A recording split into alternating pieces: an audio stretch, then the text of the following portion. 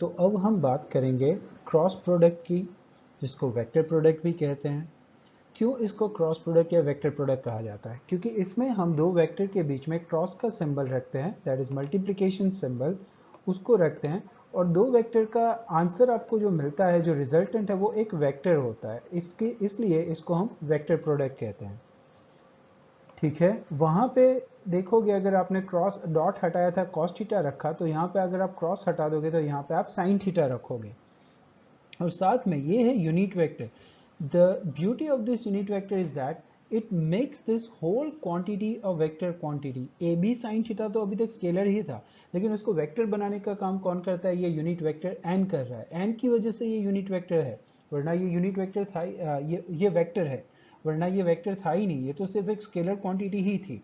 ठीक है, तो यहाँ पे ये ए बी साइन थीटा क्या है? ये ए क्रॉस बी का मैग्नीट्यूड है। जब आप ए क्रॉस बी हटाओगे तो इसको इस तरह से रख रहे हो, तो ए बी साइन थीटा सिर्फ मैग्नीट्यूड है, तो इस मैग्नीट्यूड को वेक्टर बनाने का काम ये यूनिट वेक्टर एन करता है।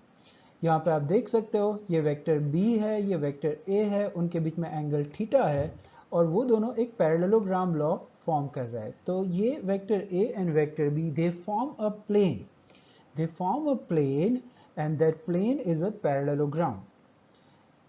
तो ये यूनिट वेक्टर n है यहाँ पे, that unit vector n is perpendicular to plane formed by a and b, it is perpendicular to a as well as perpendicular to b. समझ आया? तो ये तीनों को परपेंडिकुलर है, ये इंडिविजुअली ए और बी को तो परपेंडिकुलर है ही, साथ में वो जो प्लेन फॉर्म करते हैं, दो यूनिट वेक्टर यहाँ पे एक पैरेललोग्राम फॉर्म करते हैं, ये उसको भी परपेंडिकुलर है। समझ में आया? और इसकी डायरेक्शन, अगर वेक्टर है तो डायरेक्शन तो होनी चाहिए, मैग्नीट्यूड तो आपको आराम से मिल जाएगा, बट उसकी अगर आपको डायरेक्शन ढूंढनी है तो राइट हैंड स्क्रू रूल या राइट हैंड थंब रूल आप यूज कर सकते हो। ठीक है, आप इसको दीवार के साथ अच्छे से यूज कर पाओगे कि घड़ी में अगर आप मान लो कि आपका ये जो हाथ मेरा 12 ओ क्लॉक से है, सो मैं 12 से अगर 9 ओ क्लॉक की तरफ मेरा हाथ ले जाता हूँ, तो my vector from the centre is at 12 o'clock and vector B is at 9 o'clock. तो मैं 12 से 9 जाता हूँ एंटी क्लॉकवाइज डायरेक्शन में, तो मेरा अंगूठा बाहर की डायरेक्शन में आता है। So my N is perpendicular to A and N is perpendicular to B. समझ में आ गया? और वो जो प्लेन फॉर्म करेगा उसको भी परपेंडिकुलर है। तो ये राइट हैंड थंब रूल आप इस तरह से यूज करोगे। अब सपोज मैं 9 टू 12 जाता, तो सी अंगूठा मेरा क्या होता है? बाहर की डायरेक्शन में। अब मैं 9 से 12 जाऊंगा, सो अंगूठा इनटू द पेज हो गया। पहले केस में वो out of the page, out of the screen था। जब 12 टू 9 गए, 9 टू 12 जाओगे तो वो इनटू द पेज हो गया। दैट मीन्स उसकी डायरेक्शन अलग हो गई। तो पहले केस में unit vector N was out of the screen, दूसरे केस में it is into the screen, और ये वेक्टर है, तो एक डायरेक्शन आपकी पॉजिटिव है तो दूसरी डायरेक्शन हमारी कैसी हो जाती है? नेगेटिव हो जाएगी। समझ में आ गया? सो that is the use of right hand thumb rule, है ना? क्योंकि ए और बी के बीच में एंगल अगर थीटा है, सो बी क्रॉस ए के बीच में एंगल आप 360 माइनस थीटा करके इसको लोगे। थोड़ा सा प्रैक्टिस इसको करना पड़ेगा, ट्रिगो है, थोड़ा समझना पड़ेगा इसको। ठीक है, देखो, अब सपोज ये राइट हैंड स्क्रू रूल है, अगर मैं ए से बी इसको घुमा रहा हूँ, ये स्क्रू है, और अगर ए से बी घुमाने पर लेट्स से कि ये इनटू द स्क्रीन गया, ये मेरी डायरेक्शन है इनटू द स्क्रीन, तो ये प्लस ले रहा हूँ इसको मैं अगर, ठीक है, मैं ए से बी जा रहा हूँ and it is going into the screen, and इसको मैं प्लस ले रहा हूँ, तो अगर जब मैं बी से ए करूँगा, अगर ये एंगल थीटा है, तो when I go from B to A, then B to A the angle will be 360 minus theta. What will be the angle? 360 minus theta. समझ में आ गया? तो 360 माइनस थीटा आप कौन से क्वाड्रेंट में चले जाओगे? 360 minus theta you will be here. 360 से कम value fourth quadrant, fourth quadrant में साइन आपका नेगेटिव हो जाता है, इसलिए A B sine 360 minus theta लिखोगे तो minus A B sine theta हो जाएगा। सो बी से ए घुमाओगे तो आपका स्क्रू इस डायरेक्शन में आएगा ना, तो ये डायरेक्शन आपकी ए क्रॉस बी नहीं है, it is in fact minus A cross B. समझ में आ गया? पहले केस में अगर स्क्रू आपका अंदर गया तो दूसरे केस में स्क्रू आपका बाहर आना चाहिए, because it is a right hand screw rule. अगर मान लो कि आपने ए क्रॉस बी किया, अंदर गया, बी क्रॉस ए किया तो भी अंदर गया, तो आपका स्क्रू खराब है, उसके थ्रेड्स खराब है, उसको चेंज करो, take a proper screw, then only it will show you proper orientation, proper direction, उसको कौन सी डायरेक्शन में जाना चाहिए। तो आपका यूनिट वेक्टर n जो है ये स्क्रू कौन सी डायरेक्शन में एडवांसमेंट होगा, उस डायरेक्शन में यूनिट वेक्टर n होगा। एक केस में ये प्लस है तो दूसरे केस में वो माइनस हो सकता है, बिकॉज ये वेक्टर है and you can not have vector in both the direction to be positive. अगर एक डायरेक्शन में पॉजिटिव है तो दूसरे में ऑब्वियसली आपको नेगेटिव लेना पड़ेगा। समझ में आया ये? तो ये थे आपकी क्रॉस प्रोडक्ट की शुरुआत with the magnitude a cross B N into the unit vector n, और unit vector vector a vector b और उसका जो प्लेन है वो एक पैरेललोग्राम होगा, उन तीनों को हमेशा परपेंडिकुलर होगा। ठीक है, इसका ज्योमेट्रिक मीनिंग क्या है? ज्योमेट्रिक मीनिंग यही है कि vector a and vector b या क्रॉस प्रोडक्ट में कभी भी आपके जो भी दो वेक्टर्स होंगे, those two vectors will always form the adjacent side of the parallelogram। जैसे देखो इधर ये वेक्टर a है, ये वेक्टर b है, तो इसका जब आप मैग्नीट्यूड लोगे, magnitude of a cross b क्या मिलेगा आपको? पैरेललोग्राम ही मिलेगा। और अगर आप हाफ कर दोगे इसका, देखो इस डायग्राम में अगर मैं हाफ कर रहा हूं तो मुझे क्या मिल जाएगा? ट्राइंगल मिल जाएगा। समझे आप? सो कभी आपको एरिया ऑफ ट्राइंगल या एरिया ऑफ पैरेललोग्राम ढूंढना है तो आप a क्रॉस b को क्या करोगे? a क्रॉस b ढूंढो, उसका मैग्नीट्यूड ढूंढ लो, वो एरिया ऑफ पैरेललोग्राम हो जाएगा, और फिर उसका हाफ कर दोगे तो एरिया ऑफ ट्राइंगल हो जाएगा। क्रॉस प्रोडक्ट से रिलेटेड क्वांटिटीज आपको 7th चैप्टर जो रोटेशनल मोशन है वहीं पे पढ़ना है। Cross product actually 7th chapter से आगे ही इंट्रोड्यूस होता है, उससे पहले क्रॉस प्रोडक्ट से रिलेटेड क्वांटिटीज आपको पढ़नी नहीं है। एक कॉमन से एग्जांपल है torque, which is not very common. Okay, torque is equal to R cross F, angular momentum L is equal to R cross P. देखो आर क्रॉस पी बोलते हो आप इसको, ठीक है, आर मल्टीप्लाई नहीं बोलते हो। और आर क्रॉस पी की डायरेक्शन अगर सपोज इधर है तो आपका सीक्वेंस क्यों जरूरी है? क्योंकि आर क्रॉस पी में आपका एंगुलर मोमेंटम लेट्स से इस डायरेक्शन में है, सो अगर पी क्रॉस आर कर दोगे तो ये आपका एंगुलर मोमेंटम दूसरी डायरेक्शन में हो जाएगा, this is minus L. So that's why you have to take care of this sequence when you write this cross product. It is very important. The sequence in the cross product is important. Is that clear? इसको ध्यान से फिर से पढ़ो, इसका revision करो। अब हम इसकी प्रॉपर्टीज के बारे में डिस्कशन करेंगे। ठीक है, फॉर इट, ठीक है। अब देखो इधर इसकी कुछ प्रॉपर्टीज है, जैसे डॉट प्रोडक्ट की प्रॉपर्टीज पढ़ी थी, हम इसकी प्रॉपर्टीज की बात करते हैं। So properties of vector product, ये मैंने आपको बताया था कि a cross b and b cross a they are anti commutative. कैसे है ये? Anti commutative. दोनों केस में वेक्टर आपका सेम डायरेक्शन में नहीं हो सकता है। राइट हैंड स्क्रू रूल, एक केस में अंदर गया सो उल्टा घुमाओगे तो वो बाहर आता है, बाहर आता है, इसलिए उसकी साइन यहाँ पे नेगेटिव है। डिस्ट्रीब्यूटिव ओवर एडिशन, क्या मतलब है इसका? कि अगर आप दो वेक्टर के बीच में एडिशन कर रहे हो तो ये वेक्टर ए आप दोनों को डिस्ट्रीब्यूट करोगे, बी को भी दोगे, सी को भी दोगे। ठीक है, अब आ जाते हैं वो एंगल्स के ऊपर। अगर कभी भी आपके दोनों वेक्टर एक दूसरे को पैरेलल है या एंटी पैरेलल है तो एंगल 0 या 180 हो जाएगा। साइन 0 या साइन 180 तो 0 हो जाता है, तो ऑब्वियसली ये पैरेललोग्राम ही नहीं फॉर्म करेंगे। वेक्टर ए और वेक्टर बी के बीच में कुछ एंगल्स होना चाहिए था, तभी तो पैरेललोग्राम फॉर्म करेंगे ये, है ना? तो इस केस में आंसर आपका 0 वेक्टर हो जाएगा। So vector A are parallel as or it may be anti parallel.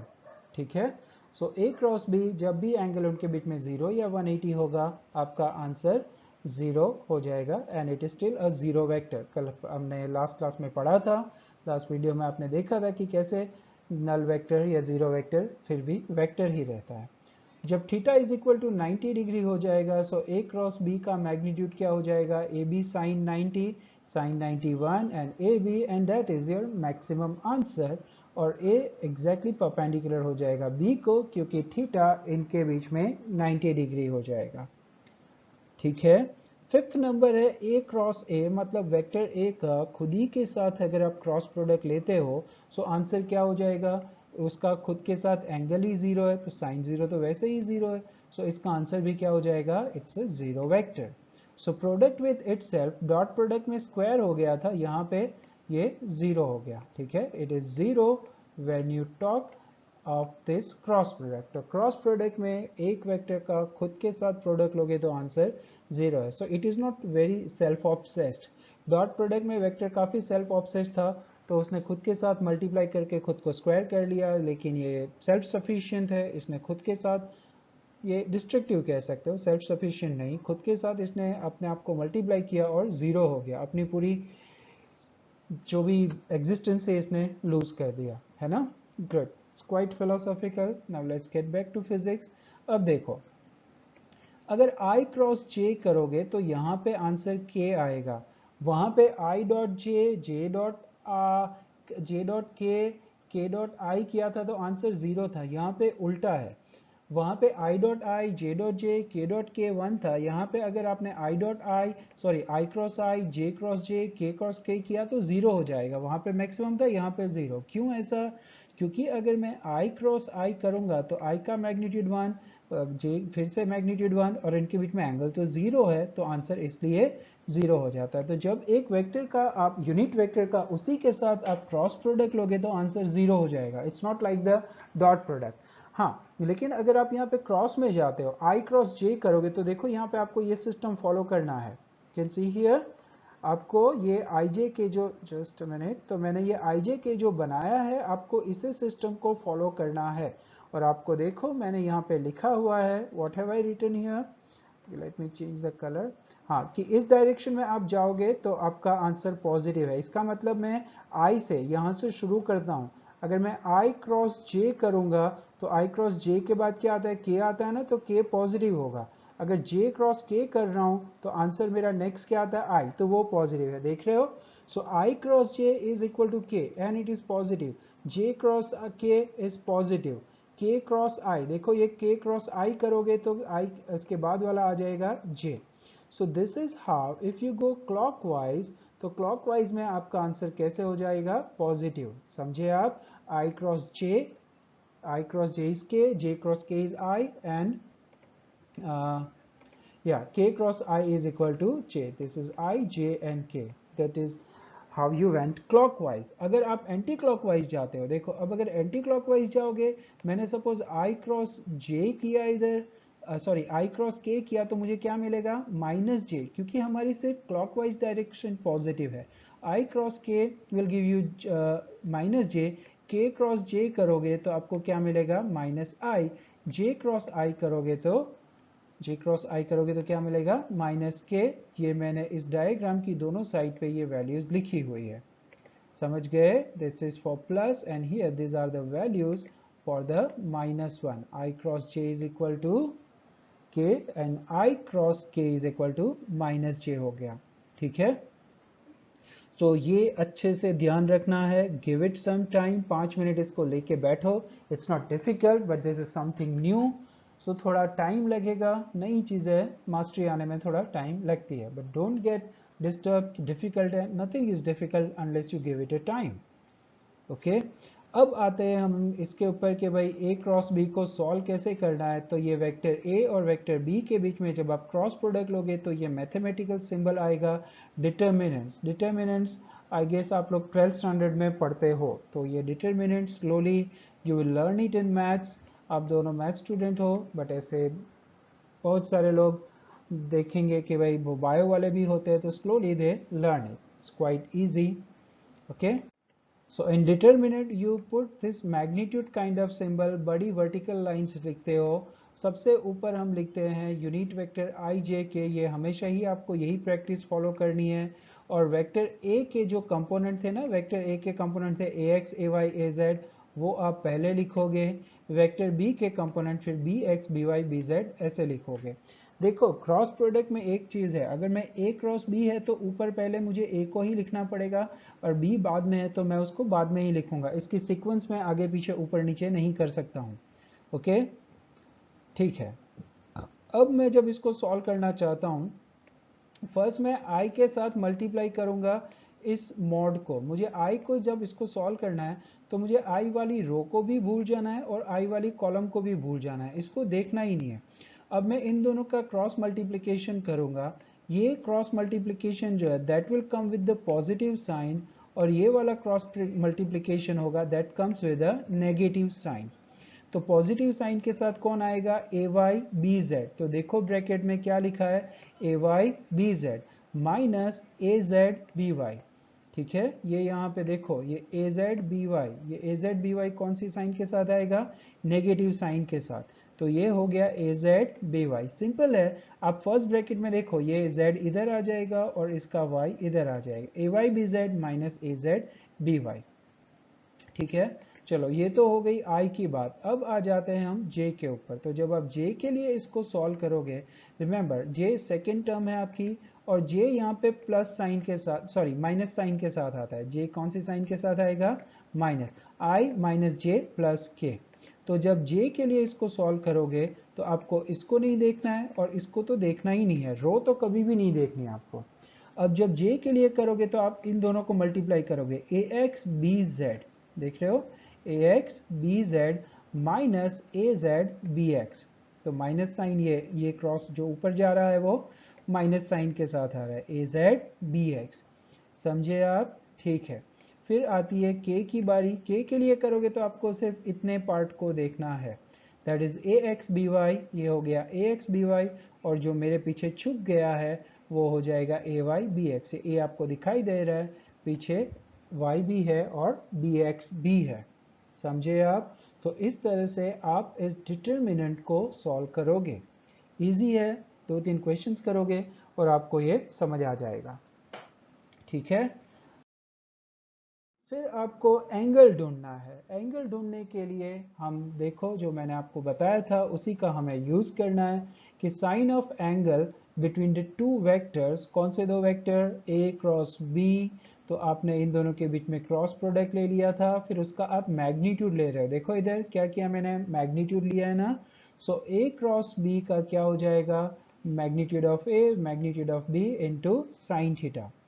A cross B is equal to what? A B sine theta हो जाता है। आपने सिर्फ यहाँ पे मैग्नीट्यूड लिया है, तो मैं साइन थीटा को सब्जेक्ट बना देता हूँ। सो ए क्रॉस बी मुझे ढूंढ लेना है पहले, फिर इसका मैं मैग्नीट्यूड ले लूंगा। तो ए क्रॉस बी तो ढूंढना ही है, फिर मैग्नीट्यूड लो, फिर वेक्टर ए का मैग्नीट्यूड लो, फिर वेक्टर बी का मैग्नीट्यूड लो, डिनोमिनेटर में रखो और ये हो जाएगा। करते हैं इसका एक सम अभी और आपको समझ आ जाएगी। ये चीज़ ईजी है, आराम से समझ आएगी। ठीक है, ओके। और जो सबसे इंपॉर्टेंट क्वेश्चन इसके और ट्रिकी जो होते हैं वो ये कि हमने देखा है कि ए क्रॉस बी में जब क्रॉस हटाते हैं तो ये तो स्केलर था, और इसको जो वेक्टर बनाता है वो ये मैजिशियन है, यूनिट वेक्टर एन। सो कई बार आपको ये यूनिट वेक्टर एन भी ढूंढने के लिए कहा जाएगा। So what will you do? You will find out this N there, N को सब्जेक्ट बना दो, ए क्रॉस बी ढूंढो डिटर्मिनेंट से। इस तरह से डिटर्मिनेंट बनाओ, पहले उसका ए क्रॉस बी ढूंढो और फिर उसी ए क्रॉस बी का क्या करना है? मैग्नीट्यूड ले लेना है। देखो थीटा में आप वेक्टर ए और वेक्टर बी का अलग से मैग्नीट्यूड लेते थे, यहाँ पे आपको ए क्रॉस बी ढूंढ के उसी का मैग्नीट्यूड ले लेना है। ठीक है, सो फर्स्ट क्या करोगे? ए क्रॉस बी ढूंढो, फिर नेक्स्ट उसी का मैग्नीट्यूड ले लो और फिर उसका रेशियो ले लो, एंड दैट्स इट, आपको उसका यूनिट वेक्टर मिल जाएगा। ठीक है, ओके। तो ये इसकी प्रॉपर्टीज है। हर एक प्रॉपर्टीज को फिर से ध्यान से पॉज कर करके देखो, रिवाइज करो, इजी है, समझ आ जाएगी। Nothing is difficult, just give it little time. ठीक है, ग्रेट। एक एग्जांपल लेते हैं एरिया ऑफ पैरेललोग्राम ढूंढने वाला। जो मैंने बोला था आपको सिर्फ ए क्रॉस बी डिटर्मिनेंट ढूंढना है। ये 3i 4j वेक्टर ए दिया है, के नहीं दिया है, तो के की वैल्यू डिटर्मिनेंट में आप 0 लिख दोगे। सिमिलरली बी है 3i माइनस 7j, के नहीं है तो इसमें भी के की वैल्यू 0 रख दोगे। चलो फिर इसको सॉल्व करना स्टार्ट कर दो। आई जे के 3 के वेक्टर है 3 4 0, उसके में जो आई जे के कंपोनेंट लिख दिए, बी के भी लिख दिए। फिर डिटर्मिनेंट सॉल्व करो, आई के साथ देखोगे तो 4 0 इंटू 7 0, ये हो गया 4 0 7 0। देखो मैंने अभी इंडिविजुअली आपको अंडरस्टैंडिंग के लिए और इसको इलेबोरेट किया है, ठीक है, जिससे आप इसको इजीली समझ। फिर मैंने आपको बोला था कि j comes with a negative sign, तो j माइनस जे के साथ आया, माइनस साइन के साथ, तो ये 3 0 माइनस 3 0 हो गया। फिर ये आपका आएगा प्लस साइन के साथ, नीचे से ऊपर जाओगे ये माइनस साइन के साथ आएगा। ठीक है, फिर k की बारी आएगी तो 3 इंटू 7 इट्स +1, फिर माइनस साइन के साथ 4 3 ज़ा -12। ये इन दोनों के बीच में जब आप ये क्रॉस मल्टीप्लिकेशन करते हो बीच में साइन तो आपका नेगेटिव ही आएगा, रिमेंबर। ठीक है, तो आपने इसको सॉल्व कर दिया, आंसर आया 33 के, बाकी की सारी टर्म तो जीरो थी। इन सब के ऊपर आपको कैप लिखना भूलना नहीं है। सो एरिया तो वेक्टर क्या आ गया आपका 0i 0j प्लस 33k। फिर जब इसका मैग्नीट्यूड लोगे तो ये 0 का स्क्वायर, इधर से भी 0 का स्क्वायर, और k के साथ आया 33, तो 33 का स्क्वायर करो, स्क्वायर और स्क्वायर रूट कैंसिल, तो आंसर आया सिर्फ 33 square unit. So that is the area of the parallelogram. A cross B ढूंढ के आपने उसका मैग्नीट्यूड ले लिया। अगर आपको ट्राइंगल ढूंढना है तो इसका हाफ कर दोगे and you will have the area of the triangle they have formed. ठीक है, गो फॉर दिस। देखो, जो मैंने आपको यूनिट वेक्टर वाला बोला था वो सम आया है। सो क्या करना था, यूनिट वेक्टर वाले सम में आपको यूनिट वेक्टर ढूंढना था जो इन दोनों को परपेंडिकुलर है, वेक्टर ए और वेक्टर बी दोनों को परपेंडिकुलर है। तो first of all you find out the determinants, तो दैट इज आई जे के। ए के कंपोनेंट क्या है 2 1 1, तो ये लिख दिया। जे के है 1 -1 2, वो भी लिख दो। फिर इसको सॉल्व करो, आई के साथ ये आ जाएंगे 2 1 ज़ा 2 माइनस 1 1 ज़ा -1, माइनस माइनस ये प्लस हो जाएगा, 2 + 1 3। सिमिलरली माइनस जे के साथ आएगा 2 2 ज़ा 4, 1 1 ज़ा 1 4 -1। के साथ इन दोनों को चलो देख लो इधर, 2 1 ज़ा -2 -1, सो -3। सो क्या आया आपका A cross B, it's 3i - 3j - 3k, that is your A cross B. अब क्या करोगे इसका, बस मैग्नीट्यूड ले लो। तो मैग्नीट्यूड ले लोगे तो आई जे के साथ जो मल्टीप्लाइड टर्म्स है, जो कंपोनेंट्स है उसको आप स्क्वायर कर दो। So that will be 3 square -3 square -3 square, so that is √27। And अब ये 9 3 √27 का मतलब क्या होता है 9 × 3, तो √9 का आंसर 3 है, तो ये हो गया 3√3। ठीक है, सो अब आपको ढूंढना था unit vector. What is unit vector, it's cross product divided by its magnitude. So cross product आपका था 3i - 3j - 3k, और इसका मैग्नीट्यूड है 3√3। 3 सब में से कॉमन लेके कैंसिल कर दोगे, सो i - j - k divided by √3। So this is the component. अब देखो ये वेक्टर था, यूनिट वेक्टर था ना, n is a vector. So vector है इसलिए ये वेक्टर आई जे के की टर्म्स में है। So this is a unit vector which is perpendicular to A, perpendicular to B, and perpendicular to the parallelogram which this two vector has formed here. So इस तरह से आप ये यूनिट वेक्टर ढूंढ सकते थे। ये यूनिट वेक्टर था, तो यूनिट वेक्टर जब भी आप ढूंढोगे वो आई जे के की टर्म्स में ही आएगा, because it is a vector. अगर k नहीं है तो आप उसको 0k लिखोगे, but you will mention it there. ठीक है ना, ग्रेट। सिमिलरली अब एक एंगल वाला सम लिया है मैंने कि determine the sine of angle between the vectors 3i + j + 2k, इसको a ले लो और इसको b ले लो 2i - 2j - k। तो a के साथ है 3 1 2, तो ये लिख दिया 3 1 2। b के साथ है 2 - 2 1, ये भी लिख, सॉरी ये 4 है, 2 - 2 4, दिस हियर इज 4। ओके, ये थोड़ा लिखने में मैंने गलती कर दी थी, इसको सुधार लेना आप। फिर जब आप इसको सॉल्व करोगे 3 1 2, when you solve this you get this vector. So what is this, this is your A cross B. इसका मैग्नीट्यूड लोगे तो इन सब का स्क्वायर करोगे, यू विल गेट 8 टाइम्स √3। फिर एंगल में मैंने आपको बताया था कि आपको magnitude of A magnitude of B individually लेना था। तो आपने ये इसमें से वेक्टर ए का मैग्नीट्यूड 3 स्क्वायर 1 स्क्वायर 2 स्क्वायर ये मिल गया, यहाँ पे भी 2 स्क्वायर 2 स्क्वायर 4 स्क्वायर, ये वेक्टर बी का मैग्नीट्यूड हो गया। अब बस रखो सब वैल्यूज यहाँ पे, this is A cross B magnitude, दिस इज a√3, नीचे magnitude of A magnitude of B. तो ये इसको सॉल्व करोगे तो sine theta is equal to 2/√7। बस इसको यहीं तक छोड़ देना है, और स्लोली आपको इसका एक टेबल भी होता है जहां से आप 2/√7 को सॉल्व करके ये एंगल आप पता कर सकते थे। ठीक है, okay, for it and that's it. ये क्रॉस प्रोडक्ट आपका यहाँ पे हो गया। इसके न्यूमेरिकल सॉल्व करें, आप थोड़ा प्रैक्टिस करें, इसको बार बार रिवाइज करें। Thank you very much for being such a patient kids and good luck.